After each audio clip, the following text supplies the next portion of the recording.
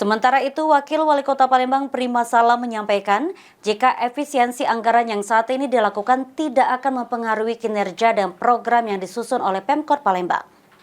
Lengkap, Pak Camat, lengkap, Pak Lurah. Berdasarkan instruksi Presiden nomor 1 tahun 2025 tentang penggunaan efisiensi anggaran yang dilakukan oleh Kementerian, Pemerintah Daerah, dan OPD di lingkungan pemerintah daerah, dinilai Wakil Wali Kota Palembang Prima Salam dengan adanya kebijakan efisiensi anggaran tidak akan berdampak pada jalannya roda pemerintahan di Kota Palembang. Selain itu, meski adanya kebijakan efisiensi anggaran, tidak akan berdampak pada biaya operasional dan tidak akan menurunkan kualitas pelayanan kepada masyarakat yang dilakukan oleh pejabat di lingkungan pemerintah Kota Palembang. Tidak ada masalah.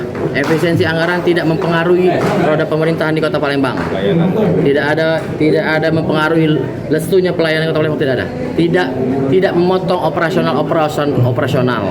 Jadi efisiensi anggaran sudah kita sama-sama tahu berdasarkan Inpres 2025 yang barang-barang seperti ATK, seperti habis pakai, seperti perjalanan dinas, seperti FGD, seperti hal-hal seminar-seminar itu yang dipotong. Eki Saputra, PAL TV.